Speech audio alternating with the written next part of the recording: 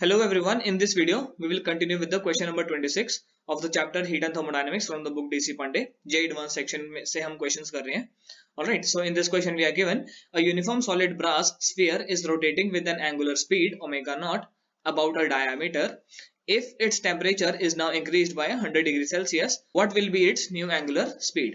और हमें गिवन है alpha b is equal to 2 into ten raised पर माइनस 5 पर डिग्री सेल्सियस. ऑलराइट, ये तुम्हें यहाँ पे गिवन है लीनियर थर्मल एक्सपेंशन का कोफिशिएंट. ऑलराइट, सो ये क्वेश्चन काफी ज्यादा स्ट्रेट फॉरवर्ड है. ठीक है, क्या करेंगे इसमें हम एंगुलर मोमेंटम कंजर्व रहेगा L is equal to I omega. ठीक है, so I one omega one should be equal to I two omega two.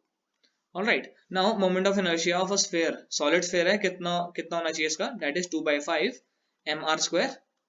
Alright, so I1 जो आएगा तुम्हारे पास that will be 2/5 m r not square. r not में मान लेता हूं जो उसका इनिशियल रेडियस था, और ओमेगा वन हमें गिवन है omega naught. Now for I2 के केस में क्या होगा, देखो r को हम सब्स्टिट्यूट करेंगे, r is equal to r not times 1 plus alpha delta t.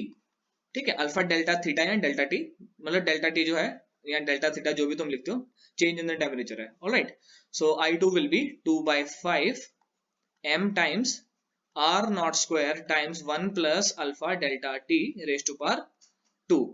Alright, अब तुम देखोगे अगर अल्फा डेल्टा t को, ठीक है, अगर तुम 1 प्लस इसकी अगर तुम वैल्यू पुट करोगे that is 2 into ten raised पर माइनस 5 टाइम्स 100.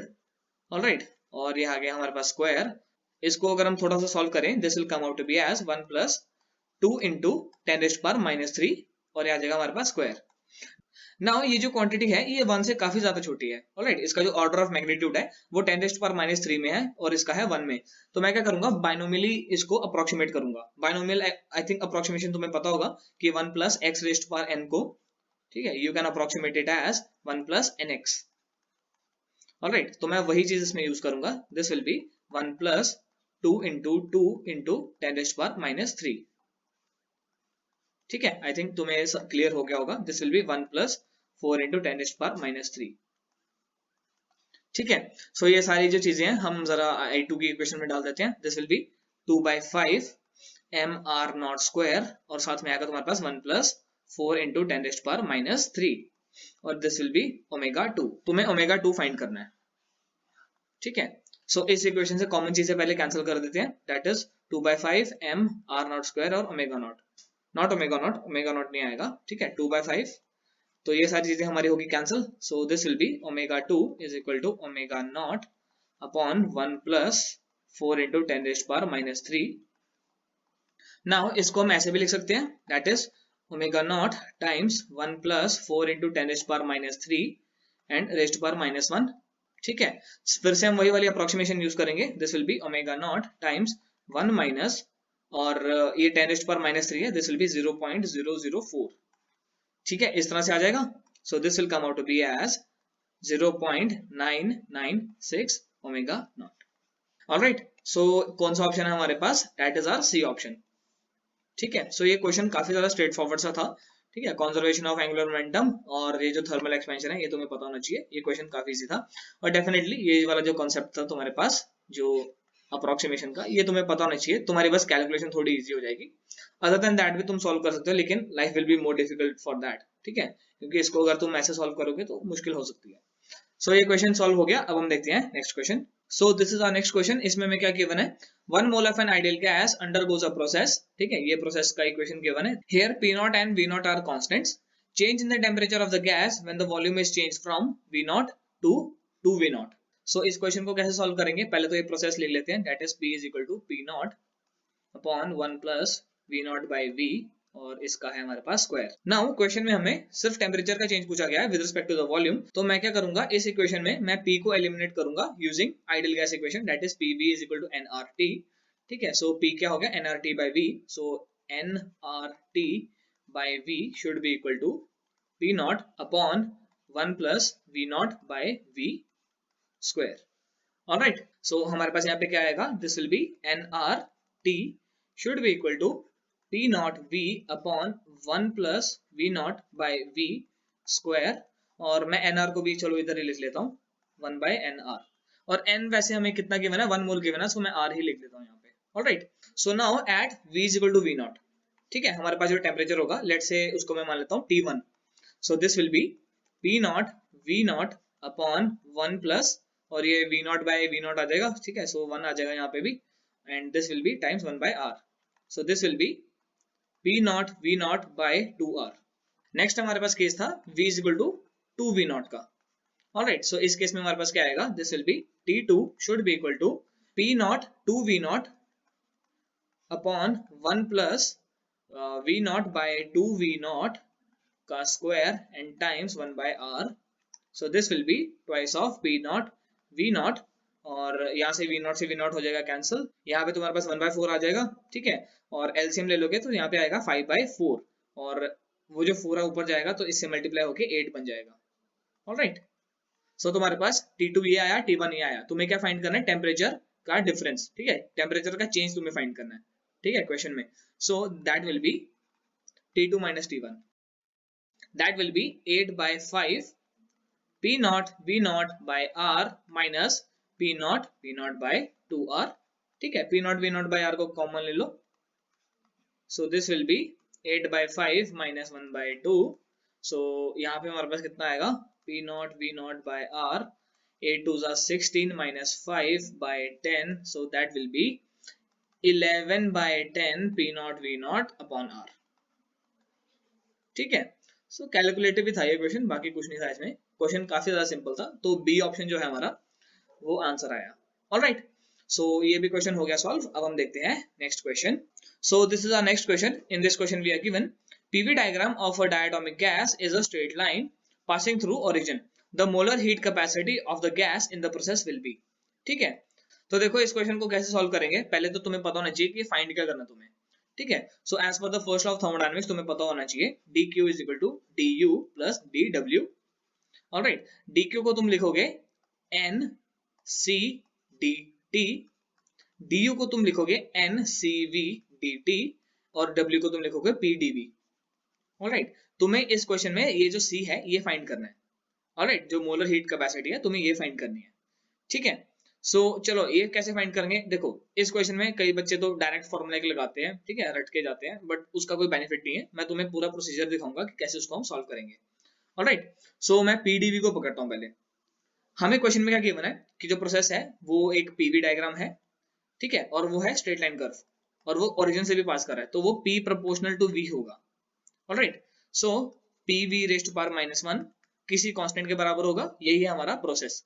नाउ अगर मैं बात करूं dw की, वर्क डन की, that will be P dot dv. Now using the ideal gas equation तुम्हें पता होना चाहिए PV is equal to nRT होता है. ऑलराइट, नाउ हम क्या करेंगे, इस इक्वेशन से तुम्हें एक चीज पता होनी चाहिए, that is P is equal to K times V, और definitely V is equal to P by K. ठीक है, सो नाउ P और T में रिलेशन बनाने के लिए मैं इस इक्वेशन का यूज करूंगा. ठीक है, उसको बस इसमें सब्स्टिट्यूट कर दूंगा. This will be P square is equal to KNR times T. Alright, so this will come out to be as P is equal to under root KNRT. Alright, so pressure तो हमारे पास ये आ गया. So now अगर मैं बात करूँ volume की, volume हमारे पास है given from this relation. ठीक है, this will be 1 by K times P, और मैं P के लिए ये वाली वैल्यू यूज करूंगा, that is under root of KNR times T. ठीक है, अंडर रूट में है सारा कुछ हमारे पास. ठीक है, सो ये कितना आ जाएगा तुम्हारे पास, V इज इक्वल टू, मैं एक काम करता हूँ, ये सारे कॉन्स्टेंट्स को साथ में लिख लेता हूँ, nr upon k raised to power 1 by 2 and t raised to power 1 by 2. Alright, so now अगर मैं बात करूं dv की, ठीक है, डिफरेंशियल एलिमेंट ले लेते हैं दोनों साइड. हमारे पास क्या आएगा, nr by k raised to power 1 by 2, और यहाँ पे हमारे पास आएगा 1 by 2 t raised to power -1 by 2, और यहाँ पे आएगा तुम्हारे पास dt. कुछ बच्चों को ये स्टेप समझ नहीं आता, मैंने कुछ नहीं किया, मैंने बस उसको डिफरेंशिएट कर दिया. ठीक है, देखो एसेंशियली मेरा एम क्या है कि जो हमारे पास जो इक्वेशन है ये वाली में, ठीक है, ये वाली जो इक्वेशन है, मैं इसमें PdV को भी dt की टर्म्स में रिप्रेजेंट करूं, ताकि dt से dt कैंसिल हो जाए और हम C की वैल्यू इजीली फाइंड कर सकें. ऑलराइट, सो PdV जो होगा, पहले मैं चलो यहाँ पे PdV लिख देता हूँ. ठीक है, PdV, P हमारे पास ये है, ठीक है, P हमारे पास है ये वाली वैल्यू, और dV है हमारे पास ये वाली वैल्यू, दोनों को लिख देते हैं. This will come out to be as under root of KNRT times, अब dv की वैल्यू तुम यहाँ से लिख लो, dv की वैल्यू क्या आएगी तुम्हारे पास, this will be nr by k, under root में आएगा. ऑलराइट, और साथ में आएगा तुम्हारे पास 1 by 2, और साथ में आएगा तुम्हारे पास 1 by अंडर रूट t, और साथ में आएगा तुम्हारे पास dt. ठीक है, सो अंडर रूट टी से अंडर रूट टी यहाँ पे कैंसिल हो गया, ऑलराइट, अंडर रूट के से अंडर रूट के भी कैंसिल हो गया, so P D V is essentially कितना आया, N R by 2 times D T, alright, so P D V की वैल्यू ये आई। अब हम इस पी डी वी की वैल्यू को हम इस इक्वेशन में पुट कर देंगे, हमारे पास क्या आएगा, N C D T should be equal to N, अब सी वी की वैल्यू लिख लो, that is F R by 2 times D T plus N R by 2 D T, ठीक है, सो डी टी से डी टी कैंसिल हो गए हर जगह, ठीक है, एन से एन भी कैंसिल हो गए, ठीक है, so C is essentially F by 2 R plus R by 2, ठीक है।